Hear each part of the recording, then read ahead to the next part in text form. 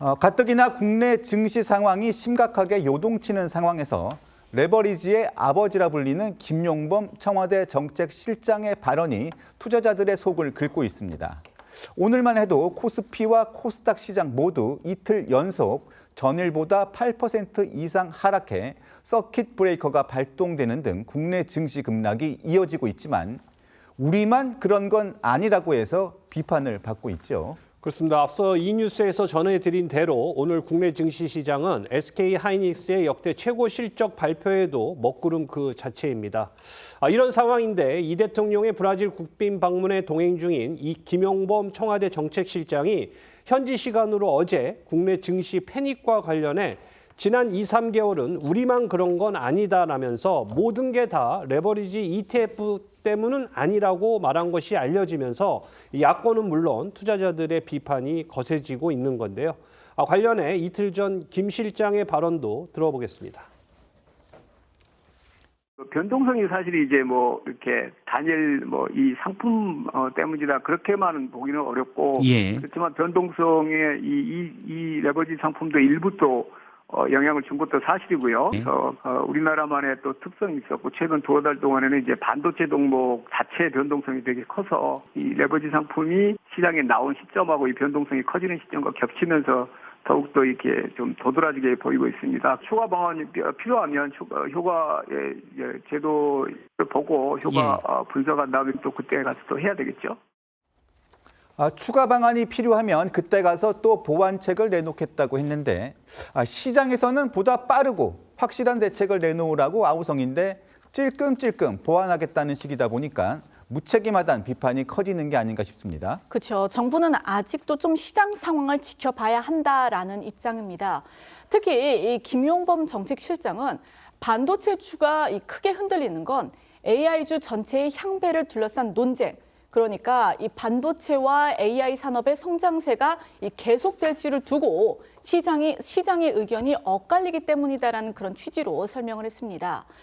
그러면서 최근 주가 급락의 배경으로는 중국 메모리 반도체 기업이죠. 창신 메모리 테크놀로지의 중국 증시 상장과 또 이 중국이 반도체 핵심 장비 기술을 확보했다는 소식을 꼽았습니다. 또 이 단일 종목 이 레버리지 ETF가 변동성을 키운 것 아니냐 이런 질문에 대해서는 우리나라 변동성이 큰 것은 이 개인 투자자들이 역동적으로 투자하는 시장의 특성과 맞물려 있다면서 이 금융당국 책임이라는 지적에는 선을 그었습니다. 하지만 시장에선 중국발 악재에다 개인 투자자들의 역동성까지 감안하더라도 지금의 급등락은 해도 너무한 것 아니냐는 지적이 나오는데요. 정은하 기자, 실제 올해 국내 증시에서 울린 사이드카는 글로벌 금융 위기 때를 넘어선 상황 아닙니까? 네, 그렇습니다. 주가가 급등락을 반복하는 널뛰기 장세가 이어지면서 최근엔 코스피, 코스닥 모두에서 하루가 멀다 하고 사이드카가 발동되고 있습니다. 오늘은 물론 지난주에도 두 시장에서 총 7회 사이드카가 발동돼 5거래일 중 단 하루를 제외하고 매일 경보음이 울렸고요. 이렇게 올해 국내 증시에서 울린 사이드카는 총 68회, 글로벌 금융위기가 불어닥쳤던 2008년 연간 기록인 45회를 7개월 만에 넘어서면서 역대 최다 기록을 경신했습니다. 여기에 투자은행 업계에 따르면요, 국내 개인 투자자들이 최근 증시 조정 국면에서 레버리지 상장지수 펀드에 대거 투자했다가 약 65조 원 규모의 손실을 본 것으로 추산된다는 분석도 나왔습니다. 이렇다 보니 금융당국은 또다시 추가 보완책 마련에 나섰습니다. 어제 이혁원 금융위원장은 서울 여의도 금융투자협회에서 열린 이 증권사, 자산운용사 대표 간담회에서 이 단일 종목 레버리지 ETF 수요가 충분히 진정되지 않을 경우 투자 요건 추가 상향과 또 개인별 투자 한도 설정 등 이 추가 조치도 미리 검토, 준비하겠다고 밝혔는데요.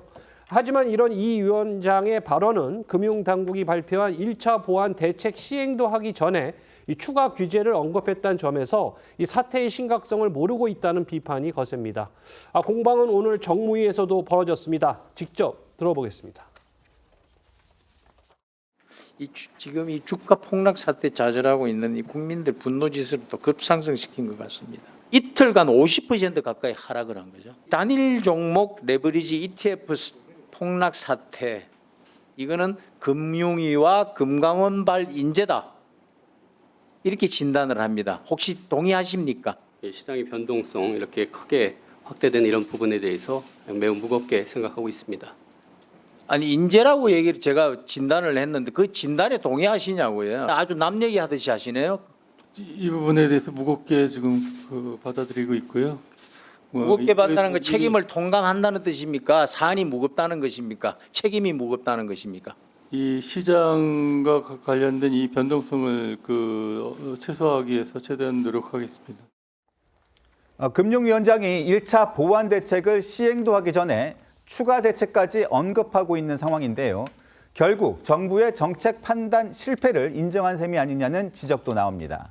이루다 기자, 뒷북 대책에다가 찔끔 대책이라는 비판도 커지고 있는 상황이죠. 네, 이 해외 투자 자금 유출 방지 그리고 자본시장 활성화를 명분으로 이 제도를 밀어붙일 때는 언제고 이 시장 변동성과 투자자 손실에 논란이 커지자 이제 와서 이 사후 규제만 반복하고 있다라는 지적이 나옵니다. 특히 야권을 중심으로는 정책을 주도한 이어건 금융위원장과 김용범 대통령 정책실장의 책임론이 거세지고 있습니다. 박중건 국민의힘 수석 대변인은 오늘 논평을 통해 김용범 청와대 정책실장은 개미들의 피눈물 앞에서도 우리만 그런 것은 아니다라며 또다시 책임을 회피하는 데 급급했다며 정책 실패를 인정하고 즉각 그 자리에서 떠나라고 사퇴를 촉구했습니다. 오늘 국민의힘 목소리 들어보시겠습니다. 글쎄요, 김용범 실장은 사퇴하셔야 되지 않나 싶습니다. 그 잘못된 결정에 대한 전반적인 책임이 김용범 실장한테 있을 텐데 많은 국민들이 부동산뿐만이 아니라 이 주식, 이 상품과 관련해서도 정말 많은 국민들이 피해를 보고 분노를 하게 됐었던 결정을 누가 했는가, 그리고 그런 결정에 대한 도의적인 책임도 결과적으로 김용범 실장한테 있는 거 아니겠습니까? 예, 차재원 교수님께 먼저 질문을 드리겠습니다. 지금 투기판이 되고 있다는 비판을 받고 있습니다. 국내 주식 시장이. 그런데 그 김용범 청와대 정책실장이 오늘 이런 얘기를 했어요. 우리만 그런 게 아니다. 이런 이야기를 했거든요. 그래서 지금 야당에서는 사퇴를 해야 된다. 이런 요구까지 나오고 있습니다.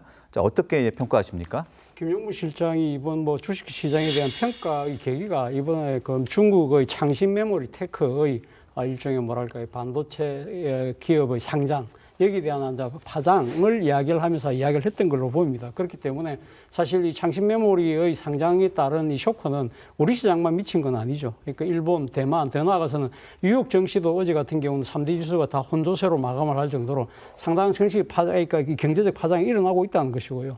아마 모르긴 몰라도 이 김용범 실장의 이야기는 이런 뜻이 아닐까요? 그러니까 이 창신 메모리의 쇼크가 커지고 있는 만큼 우리가 이 지금 호남의 반도체 클러스터를 만든다든지 이런 부분들에서 적기에 투자의 기회를 놓쳐서는 안 된다. 아마 그런 뜻으로 저는 이야기를 했을 거라는 선의로 해석을 하고 싶습니다만 그럼에도 불구하고 상당한 비판은 저는 불가피할 것이 아닐까 하는 생각이 드는 것인데요. 사실 지금 어제 기준으로만 봤을 때 7월 한 달 동안 이 정시가 하락한 비율이요. 지금 IMF의 환난 위기나 2008년, 2009년 금융위기 때보다도 훨씬 더 많이 떨어졌다는 겁니다. 그 정도로 그러면 우리나라의 시장의 변동성이 크다고 한다면 이 삼정과 하이믹스의 ETF 단일 종목을 왜 허용하는가? 그런 이 정책적인 그러니까 지금 추진을 김용무 실장이 했다고 한다면 저는 여기에 대한 정책 책임은 불가피한 것이 아닐까라는 생각이 드는데, 근데 사실 김용무 실장이 사퇴한다고 해서 이 모든 게 해결될까? 저는 그렇게 보고 싶지는 않습니다. 왜냐하면 사실은 김용범 정책실장은 지금 이 내각의 주무부처의 장관이 아니잖아요. 지금 문제는 대통령의 국정 운영 자체가 지금 그러니까 청와대의 참모들을 중심으로 해서 내각을 앞서는 그런 소위 말하는 청와대 정보의 형태를 보이고 있다. 그렇다고 한다면 이런 국정 운영 스타일이 바뀌지 않는 이상 또다시 누가 온다고 하더라도 이러한 패턴이 바뀔 수 있을까? 그런 측면에서 본다고 한다면 야당 입장에서도 대통령 국정 운영 방식의 근본적인 개선을 이야기하는 것이 좀 더 맞지 않나 하는 생각도 해봤습니다. 네, 정호김 의원님, 레버리지 관련해가지고 대책이라도 좀 빨리 조금 신속하게 내야 된다는 게 전문가들 이야기거든요. 근데 그것도 지금 찔끔찔끔 내고 있습니다. 네, 그렇습니다. 지금 김용범 실장이 레버리지 ETF의 아버지, 레버리지 아버지인데 지금 청와대에서 나오는 그 반응을 보면은 물론 정책 자체도 문제가 있지만은 한마디로 그 아버지가 내 자식이 다 잘못한 건 아니에요 이렇게 하니까 실제로 여기에 지금 투자해가지고 엄청난 손실을 입은 개미 투자자의 입장에서는 분노가 지금 하늘을 찌르는 상황인데요. 아까 이제 차 교수님도 유사한 말씀을 하셨는데 사실 이재명 정부 취임 때 아마 주가가 한 2,500선 아니었어요? 그다음 6,000으로 올라가가지고 그것이 마치도 대체 불가능하다 뭐 이런 식의 어떤 그 자랑과 그 환희에 휩싸였었는데 지금 9,000까지 올라갔다 6,000으로 떨어지지 않았습니까? 2,500에서 6,000 올라가는 것에서 느끼는 희열보다 9,000선에서 6,000으로 떨어지는 이 충격과 공포, 패닉은 지금 말도 못하는 상황이거든요.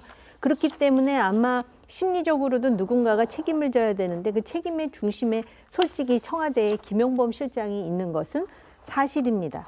그래서 그런데다 김용범 실장이 이 주식 시장의 웅장한 그런 상승을 계속해서 예측했는데도 불구하고 지금 뭐 창심 메모리 뭐 중국 반도체 얘기를 하지만 실제로 그것의 충격에 더해서 만약에 레버리지 ETF 개별 종목에 대한 이게 없었으면은 그래도 이 충격파가 덜하지 않을까라는 그 아쉬움과 개탄과 그다음에 그 안에 지금 발 들이고 있는 사람들이 지금 빠져나왔으면 좋겠다라는 지금 그런 후회를 하고 있는 상황이기 때문에 제가 볼 때는 일단 이 레버리지 ETF에 대한 조처가 이렇게 마치도 그 아까 찔끔찔끔이라고 하셨잖아요. 그런데다 뒷북 치듯이 하는 것도 문제지만 실제로 저는 사실 레버리지 ETF를 김용범이 주도했는지는 잘 모르겠어요. 그럼에도 불구하고 이 자체에 대한 수습이 어느 정도 되면 김용범 실장은 이거 물러나야 되는 게 아닌가 이렇게 생각이 듭니다.